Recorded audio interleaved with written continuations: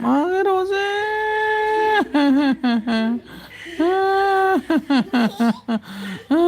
Sonali buदों.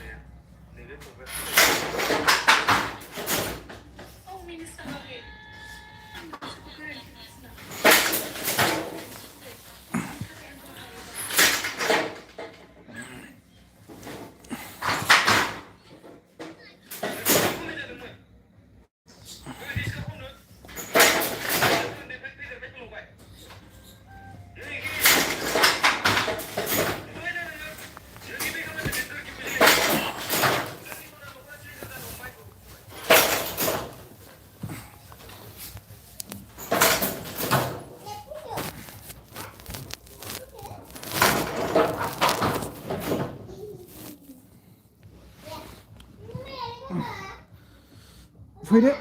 दसे गाइसमोन हावरायनि आरो सोरबाफोर इउटुब चेनेल बायग्रा दंबा कन्टेक्ट खालामनो हागोन बेखौनो फानसिगोन आङो एसे रांनि प्रब्लेम जादों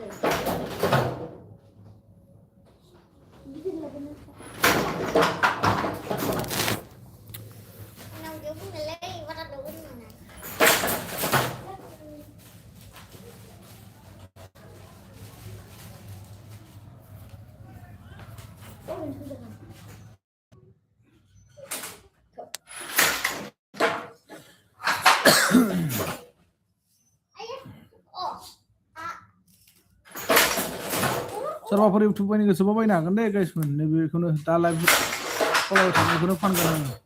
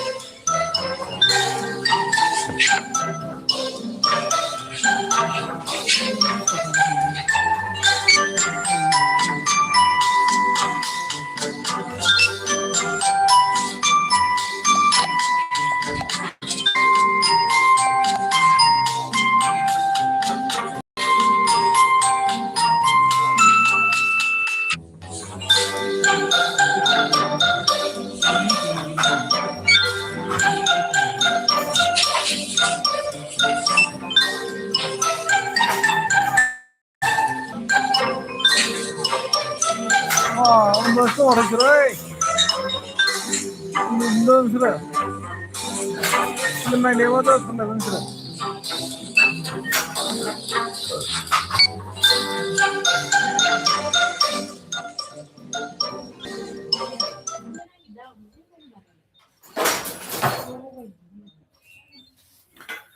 Guys, komen खालामदो दे komen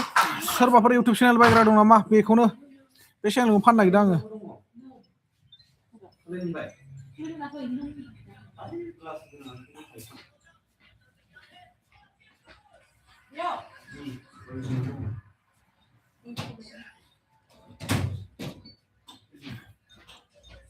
सोरबाफोर बायगोनबा खबर ला फानगोन आं बेखौ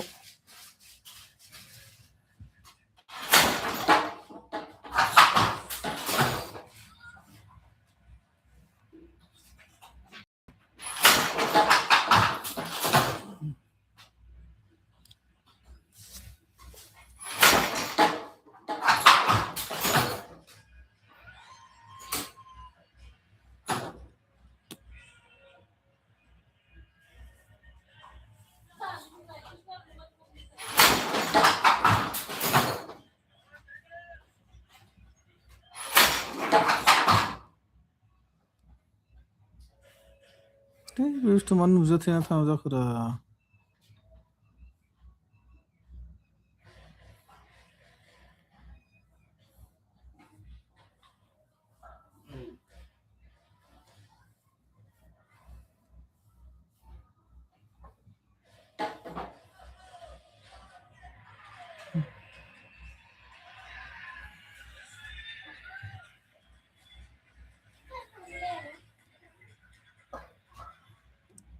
जायफोर YouTube channel बायनो गोसो जादों अननानै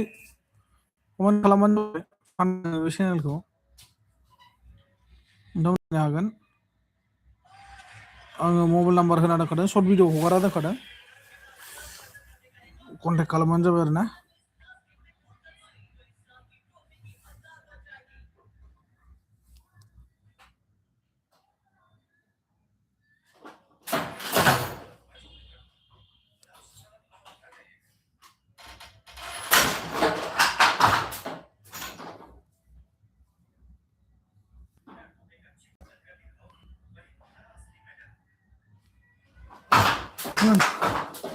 जि दादोंलै जोंहा सासे ओइ नै जि दागासिनो उफाय गैया दायाबाबो ओइ गथ'फ्रा उन्दुनानै फिल्म नायलागासिनो दङ दे नोंथांमोना कमेन्ट खालामदो अननानै नै लाइनबो थांबावबायसो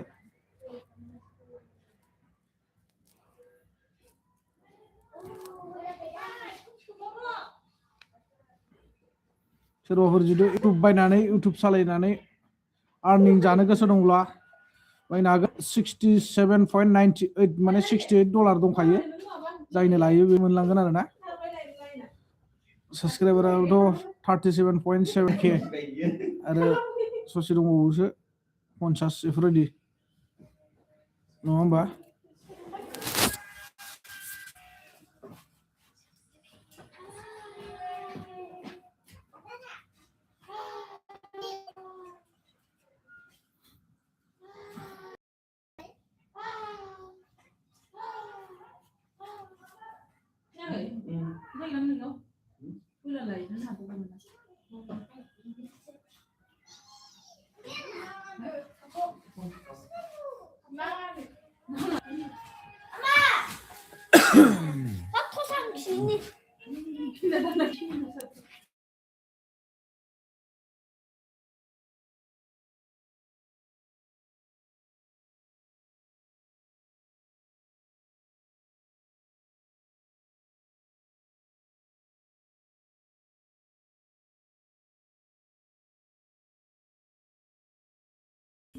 सालायनानै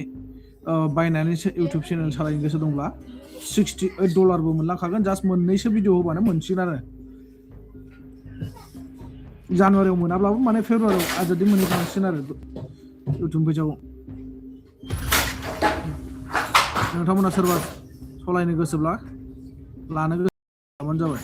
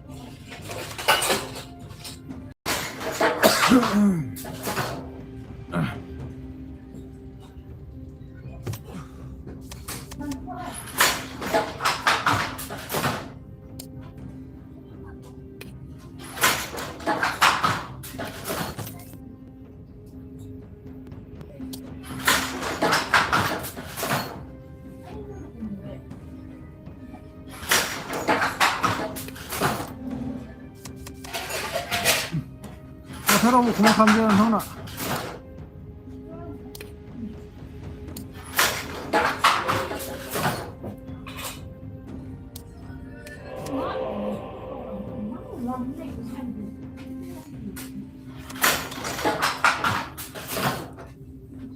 कमेन्ट खालामदो गासिबो कमेन्ट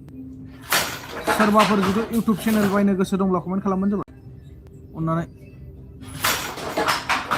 ओमफ्राय मा होनो कन्टेक्ट नाम्बार होना दोनखादों आङो कन्टेक्ट नाम्बाराव कन्टेक्ट खालामबाबो मोनगोन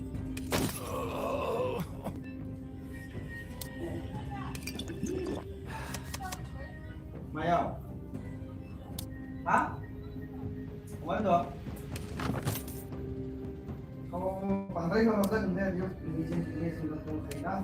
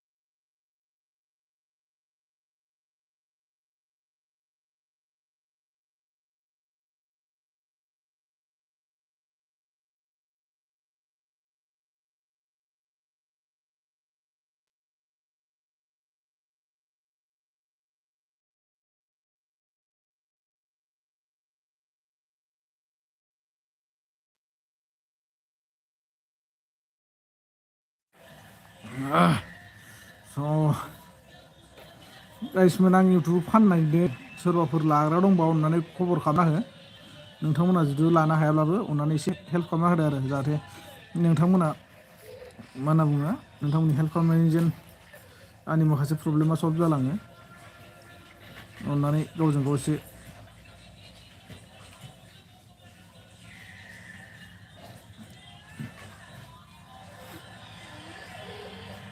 कमेन्टबो खालामथारासै माथो नोंथांमोना रावबो आं गोदान खुलिफिनबाय माने फिसासा खुलिनानै दोनदो ओरै 50 जनसो साबसक्राइबार दङ गोरिब फेमिलि होननाय खुलिबाय आङो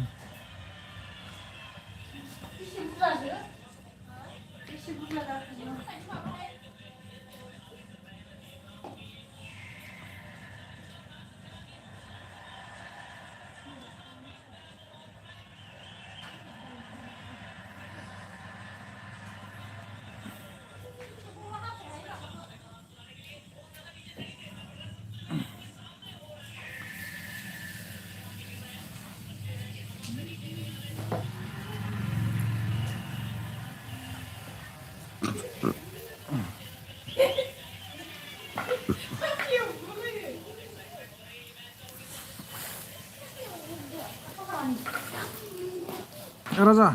अबे गेमा मोजांब्रा हा अबे गेमा मोजां गेमा इलाय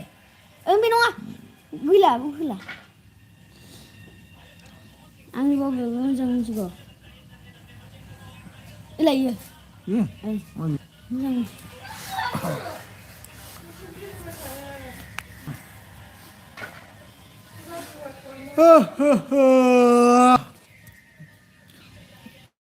दोस्तों प्लीज कमेंट कीजिए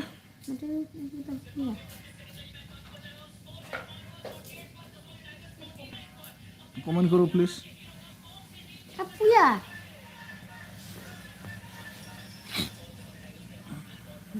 लोडिंग जादों मुरा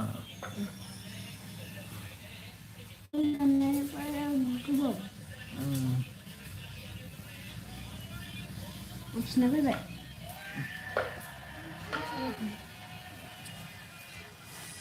खिगारना बोरै दिनांगौ जाखो मानसियालाय Kecil.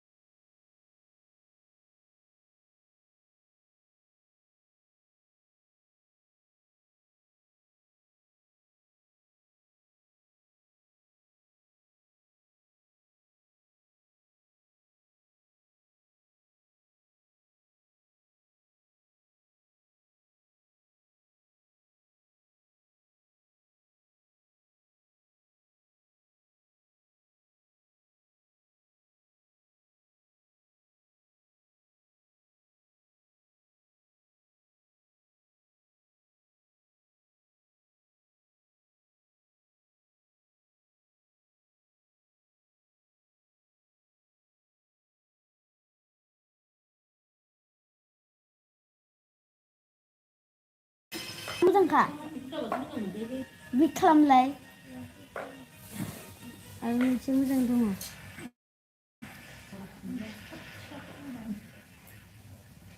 मोजाङै सिदा लाबाय थाथ' ओइ माथो दैमासो बारबोबाय बार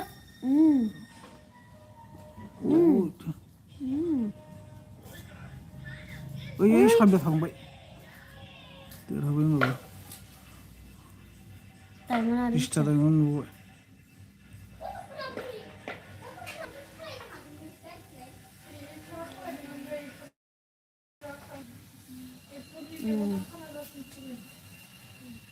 बेफोरनि जालायलायखामोन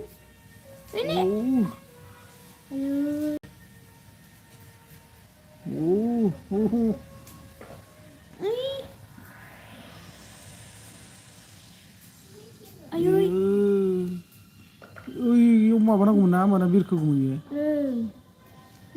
बायदिसो इनिया एबारलाय नाय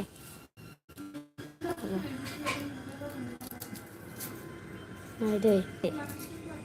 गावहासो अस्थाद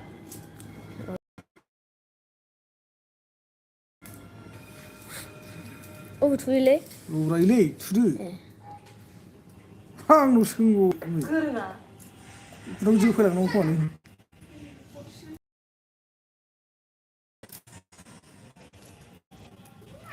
साबि गलांगोनलै हनै हनै खुन्थाव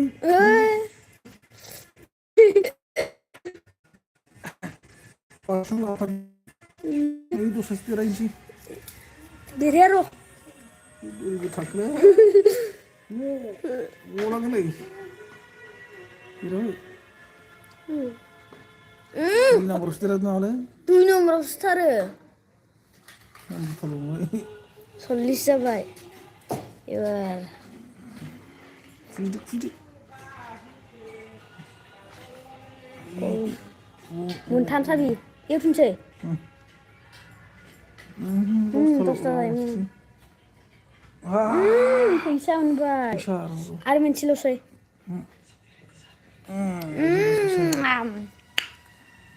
फैसा मोनबाय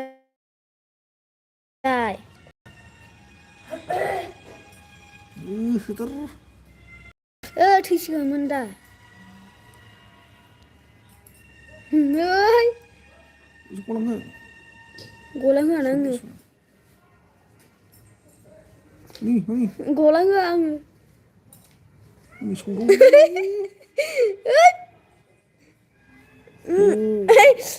बाखसनिया नङा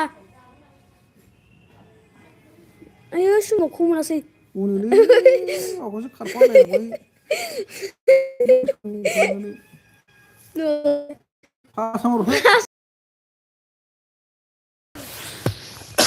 मोनब्रै दाइमना 100 जाबाय माथो एबार बे मानसिखौ मोनसिगोन बिलाय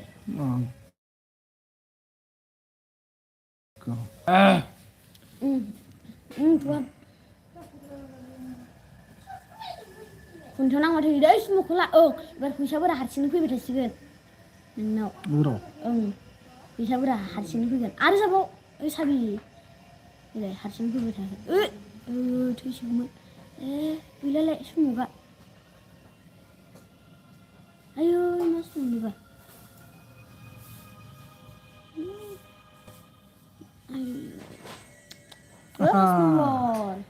1 नाम्बार नुदों खाथारसो आं मोनसेखौबो गेलेला एबार आरो मोनसे दङ मोजांथार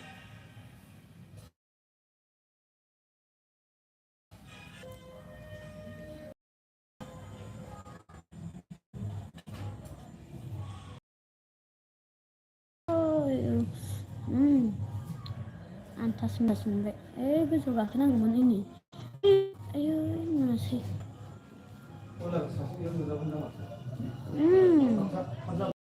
बिरलांबाय थासिगोनदां खाथियाव रावबो फैनो मोनब्रा राजा फैनो जाबाय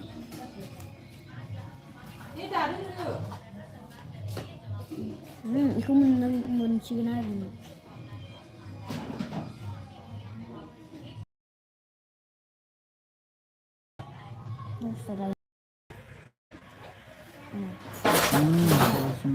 आं दहाय नुदोंना नोंखौ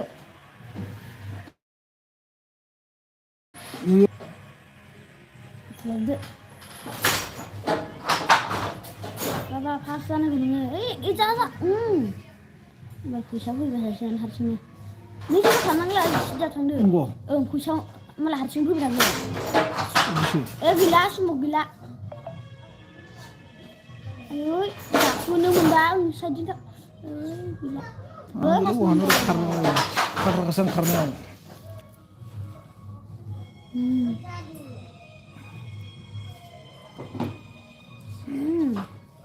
देरहाग जाबायानो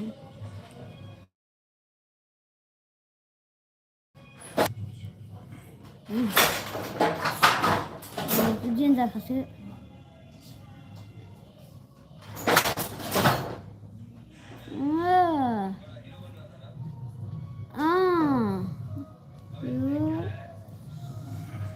फैसा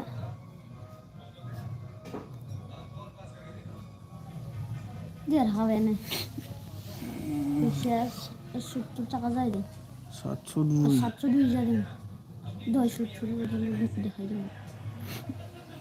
मोनसिगोन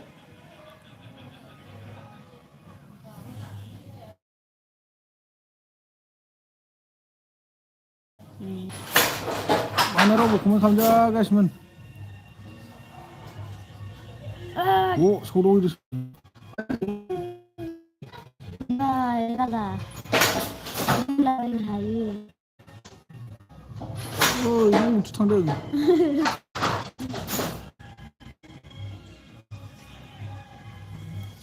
मोनबाय साबि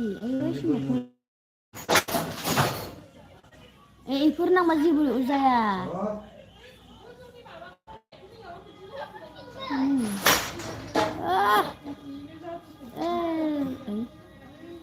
देरहाबाय हाथ्रा माथो आंबो गेलेनोबा ये माथो ब्लार होदों मिनि नेट बारा नाङाखै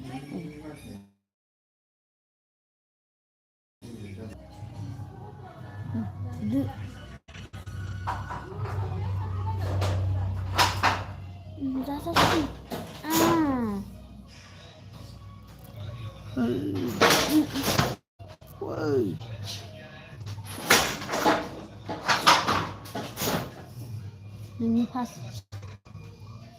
मोनबाय फुरा जाबाय एबार ओइ माबाया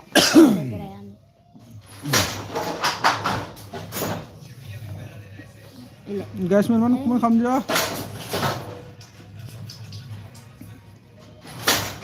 गेजेर बुथु फैलायबाय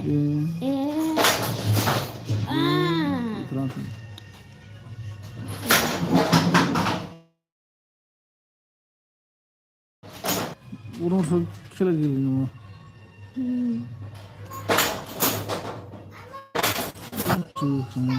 गाखोनांगौ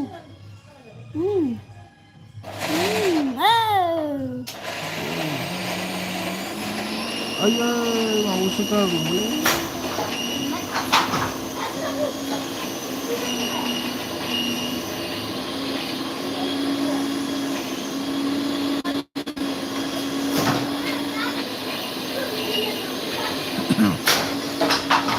गाइसमोन सोरबाफोर इउटुब चेनेल बायबा खमाय खालाम दे इउटुब चेनेल बायनोबा बे चेनेलखौ फानसिगोन आङो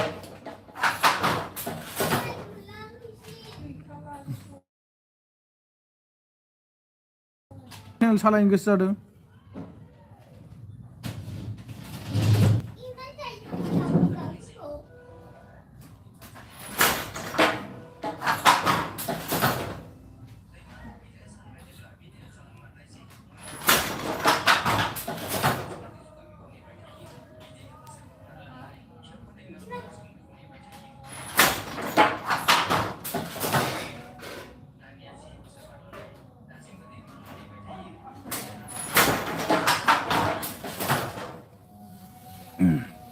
जायफोर जुदि बायनो गोसो जादों इउटुब सालायनानै आर्निं खालामनो सानदों नोंथांमोना बायनो हागोन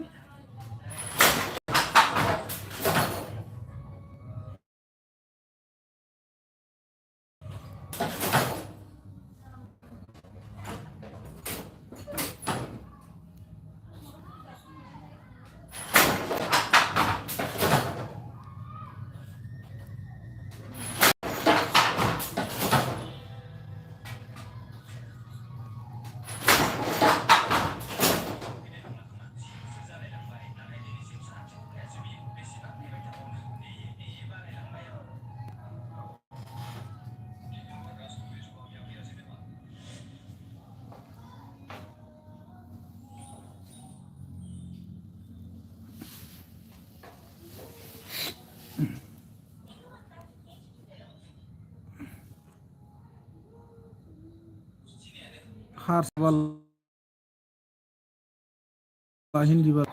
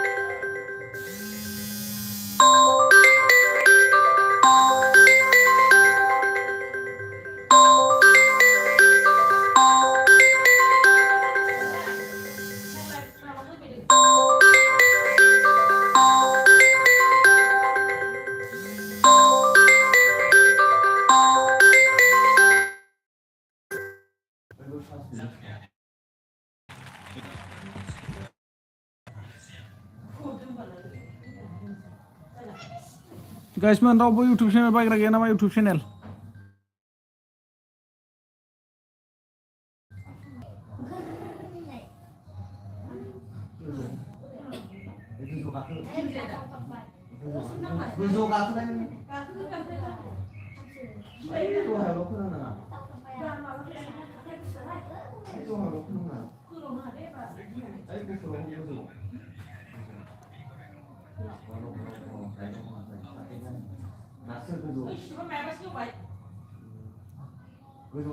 जाय गोसो जादों नोंथांमोना बायनो हागोन नैबे आंनि चेनेलखौ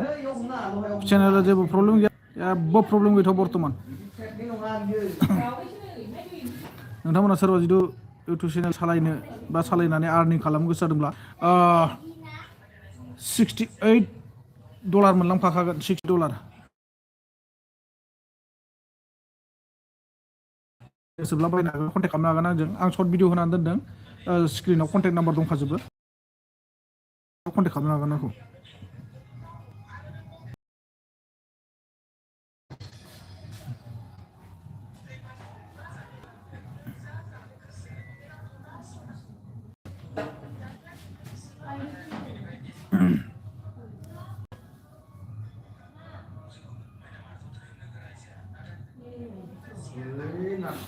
जाय जाय इउटुब चेनेल लानो गोसो जादों नोंथांमोना कन्टेक्ट खालामबानो जाबाय आरो ना आंखौ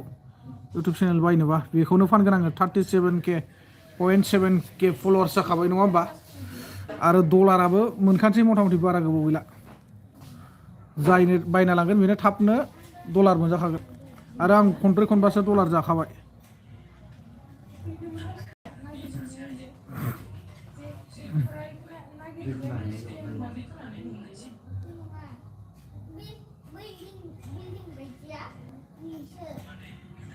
नोंथांमोना जुदि बायनोब्ला कन्टेक्ट खालामहरबानो जाबाय आरो आंखौ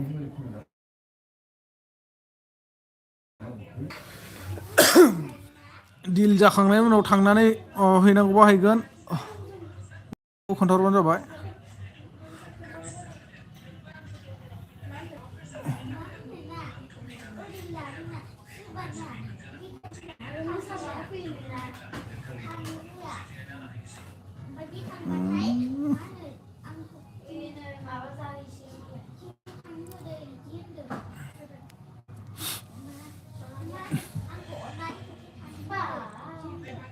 आरो नङाबा नोंथांमोनाबो फैनो हागोन जायगायावनो गोसो बायदि खालामना हरखाजोबगोन आं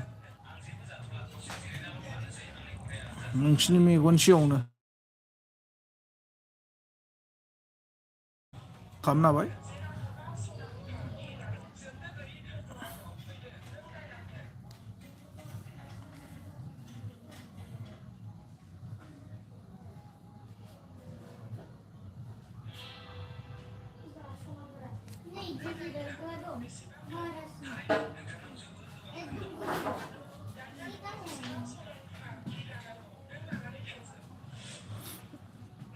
नोंथांमोना सोरबाफोर बायनो गोसो दंब्ला बायनो हागोन फन खालामहर आंखौ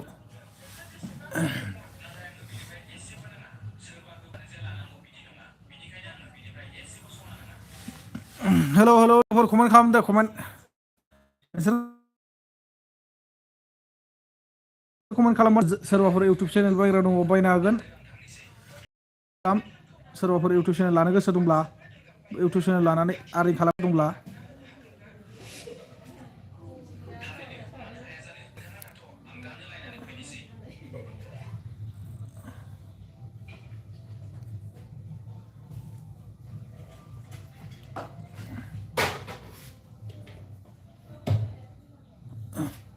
इउटुब चेनेल माने $68 दंखायो आरो ना नोंथांमोन सोरबा लायोबा $68 मोनलांफाखागोन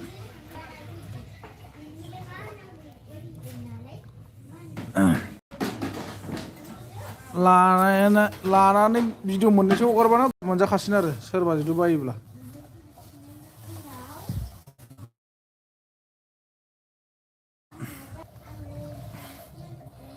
फेसबुक बायदि नङा इउटुबा गोसो बायदि लगे लगे पेआव सोलायजोबफिननो हायो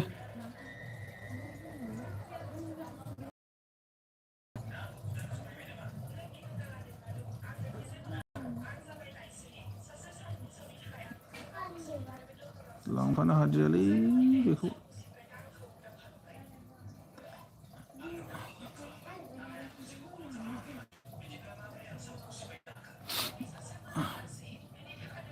लानानै गोसो बायदि सलायनो हागोन नोंथांमोना इउटुब चेनेलखौ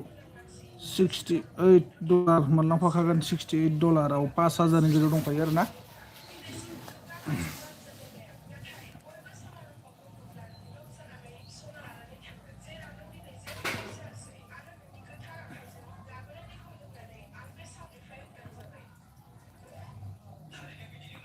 माना नोंथांमोना बास लांनांगौ आरो भिडिअ'ल' हगारबाय थानांगौ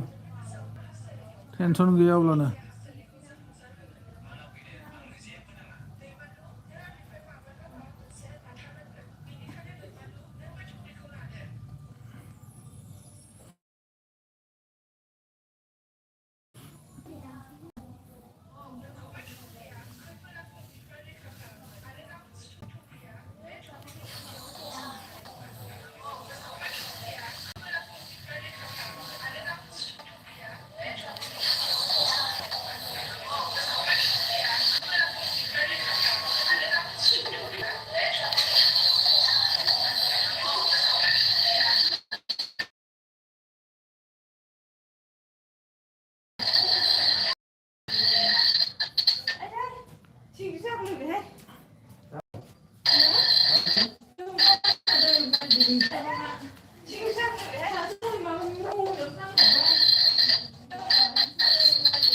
माबे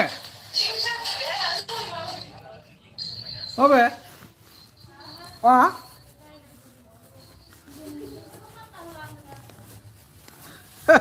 गावसोरसो एवना जाजोबसिगोन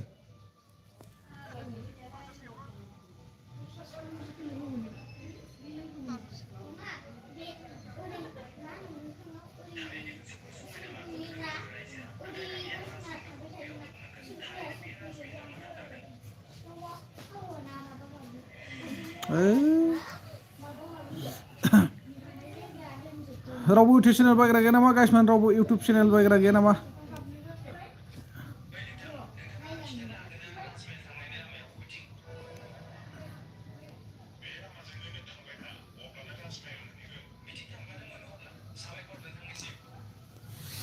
सोरबा इउटुब चेनेल सालायनो गोसो दंबा कन्टेक्ट खालाम आंखौ मानोथो फाननो सोरांनानि उफा गैलालै बिराद फैसा नांगौ जादों फैसानि बिराद प्रब्लेम जागासिनो दङ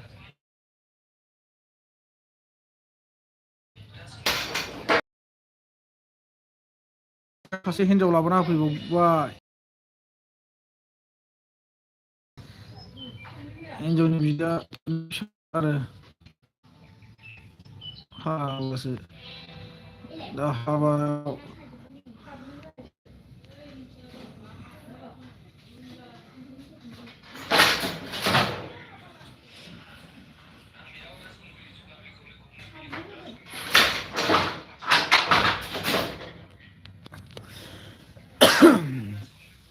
मा खबर नानि मा ओंख्रि जाखो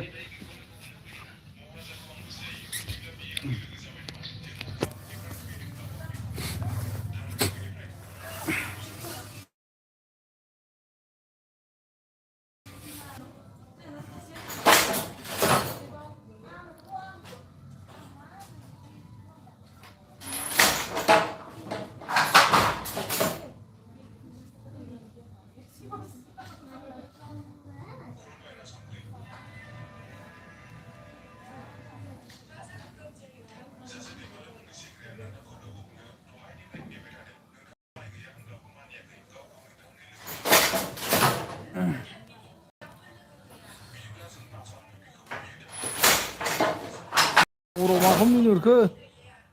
मा गेम बियो होनो ओरैनोसो टाइम बे इउटुबावनो गेलेनो हायो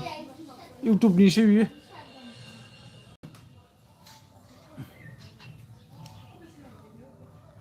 मा खबर बायनाय साब्र'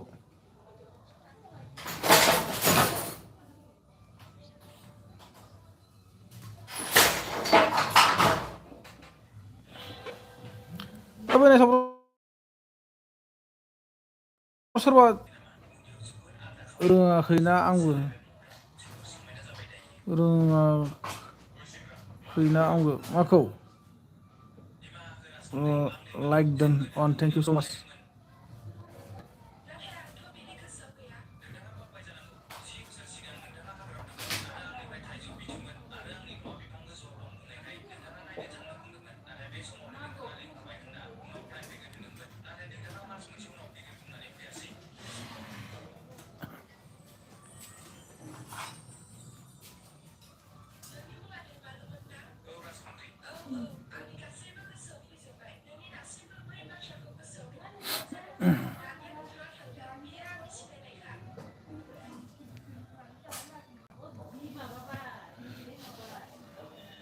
डलार दंखायो $60 दंखायो जायनो लायो बेनो मोनलांगोन $68 स्टार्टसो लायो जाय लाग्रा बिनि एकाउन्ट लगे गोसो बायदि लांदो आरो मास मोनसेनि उनाव मास मोनसेबो नाङा नों भिडिअ हगारनायनि सायाव सोनारसिगोन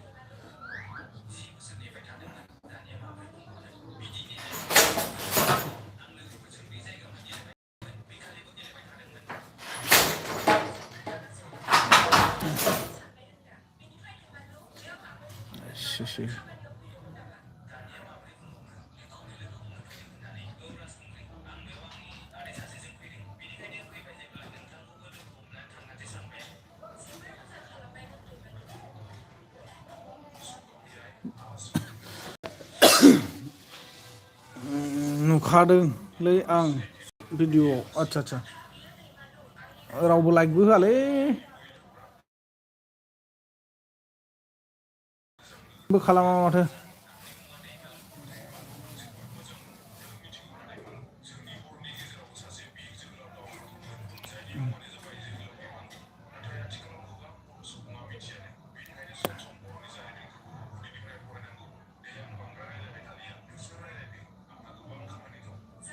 आइया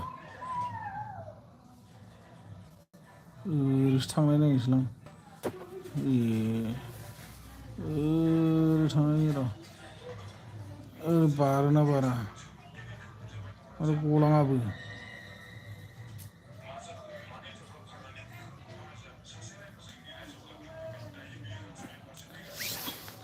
सोरथोथार नायदोरानो है गथ'फोर माबा खालामगासिनो दं मा होनो भिडिअ नायगासिनो दं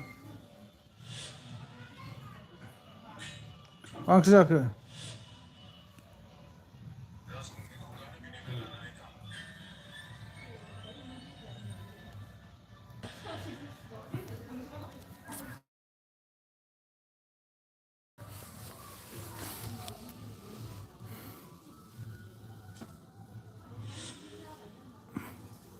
ओरैनोथ' बायग्राफोर दङ इउटुब चेनेल खिन्थु बिसोर बारा दाम होआ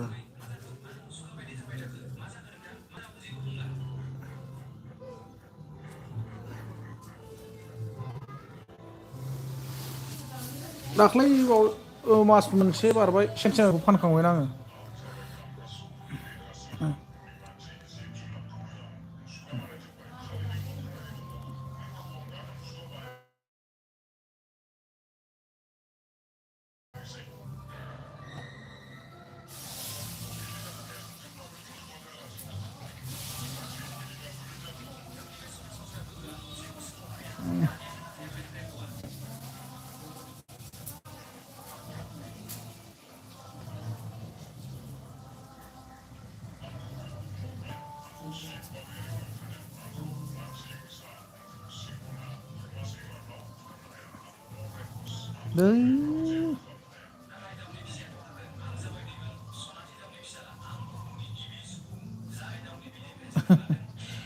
मायाव सौदों बायलाङोफ्रा बिदिनो माइनास जायो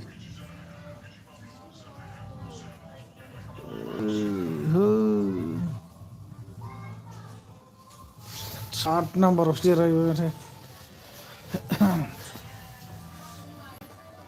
सयत्र डायमन्ड प्लास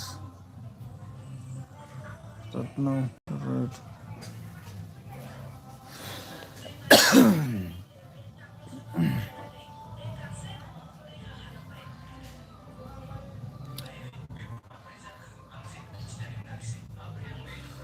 Come,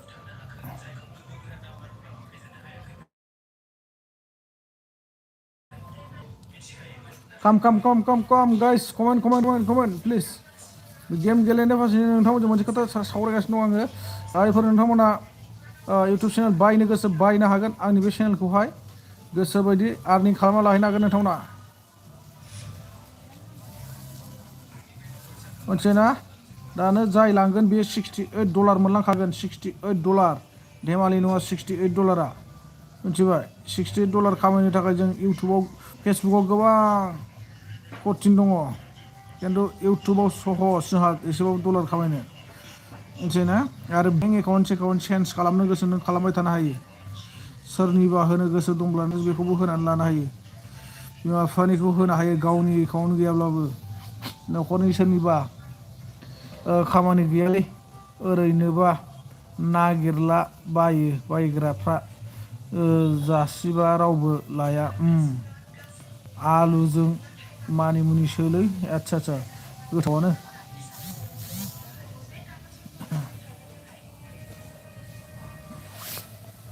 हटस्पट बन्द खालाम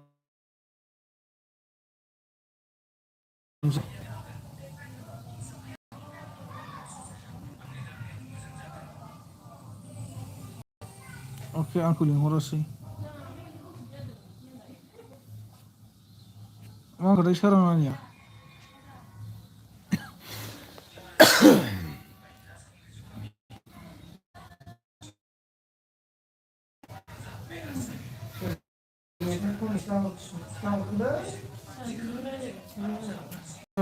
हाफांजों आं फिसाजो खोमा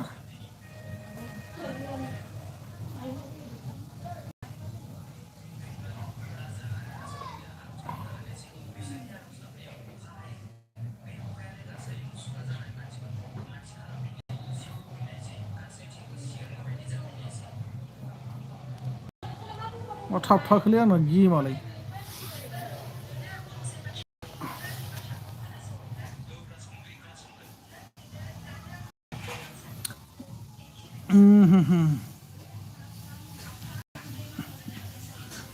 गाइसमोन प्लिज कमेन्ट खालामदो दे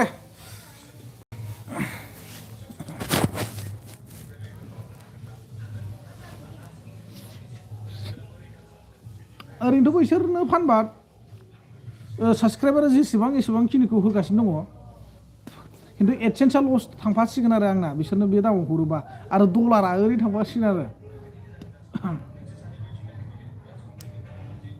बिदि जायो आरोखि ओरैनो दा बिसोर होबानायनिफ्राय जुदि 5,000सो बारा मोनोब्ला नांगौबा एडसेन्सआ ओरैनो लांफाथोंसैमोन एडसेन्सखौ बेफोरबायदिमोन आरो आंना होमबानो हरसिगोन आरो आं बे चेनेलखौ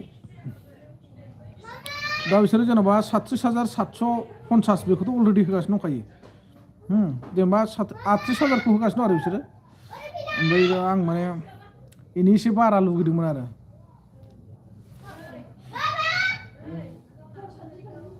बेनि बारा मोननायबा हरसिगोन आरो आं फानसिगोन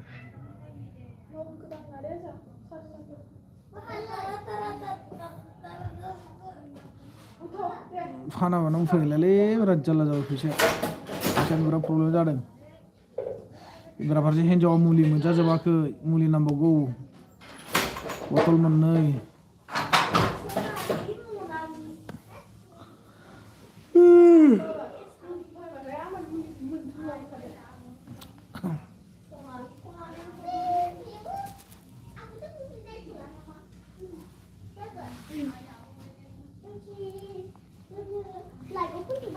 बेखायनो फाननो गोनां जासिगोन आरोना आङो इउटुब चेनेलखौ जेन'बा नोंथांमोना जुदि सोरबाफोर इउटुब चेनेल सालायनानै आर्निं खालामनो गोसो जादोंब्ला लानो हागोन $68 दंखायो होमबा 60 बा हमनानै ला 70आनोसै हमना ला आरो $2 नङा होमबा 32 नांबावगौ आरो नोंसोरनो $32खौ नोंसोरो 2-3सो भिडिअ हगारबानो नोंसोरो आजादि खामायनो हासिगोन आरो नोंसोरो लांनायनि उननिफ्रायनो इउटुबनि पेमेन्ट मोनजागोन आरो फै आंखौ लोगो हमफै नोंनि मबाइलाव गासिबो खालामना हरजोबगोन आं आरो जुदि दान जायोब्ला अके जायोब्ला आंखौ लिंहर आंबाबो थांगोन आरोना नों जेराव लिंहरो बेयाव थांनानै आरामसे खालामना होगोन बास मबाइलजों मबाइल फोथायलायनाया एसे खम जायोथ' जोंहा नङा होमबा आरो जुदि फोथायनाय दंबा जेबो नङा नो प्रब्लेम आंनिफ्रायथ'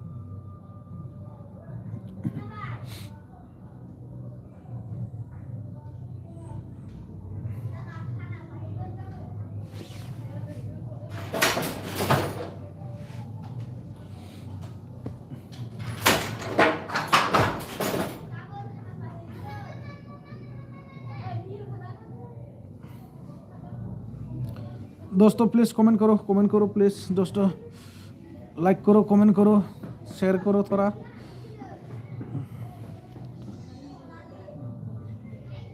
बातचीत करो मेरे से भी यूट्यूबाव दाना बारा मानसि जालालै लाइभआव आरो फैबांनो नागिरला सिगांसोमोन 100 जन 50 जन 80 जन 90 जन 200 जन 300 जन जालायलाङोमोन कमेन्टफोरखौ फरायस्लाबनो हालायलायामोन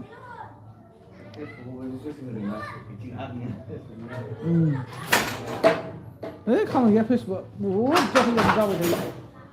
कपिराइट बायदिसिना माबा रिभिउ बायदिसिना नांलाबायानो थायो फाग्ला फेसबुकआ एसेयावसो आरो बहुद प्रब्लेम होयो एसेयाव मोजांमोन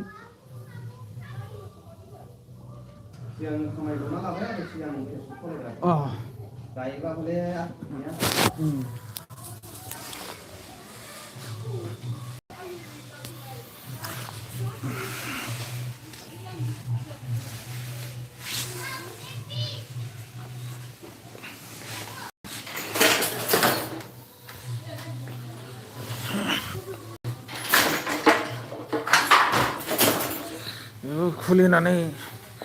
गोदान खुलिफिननानै आर्निं खालामफिनावो गोबां टाइम लासिनो आंहा गोदान खुलिफिननानै मनिटाइज खालामनाय आर्निं खालामनाय गोबां टाइम लाफिनसै होनदां लागाव बङाइगाव आयै आलुआ गोलैखायसो दै बेदरखौ दाफैथार मोनसे जाबाय नै बे जाबाय लागाव Wow! Guys, yummy. नै सनालि माया एवगासिनो दङ नै सनालिया जोंना नुखाबायना नोंसोरो गाइस सोरबा सोरबा बे नानिखौ थाबायनो रोङा आरोना बियो थाबायनो हाया आथिं आखाइ जाया आथिङाबो जानो थाबायनो हाया आखाइजोंबो जानो हाया आरो बियो हनै जोंना आथिं जिरायना दङ बिमाया ओरै फिसाजोआ बिमाजों थाफैबाय दिसथाबनो बिसिनायाव थानाया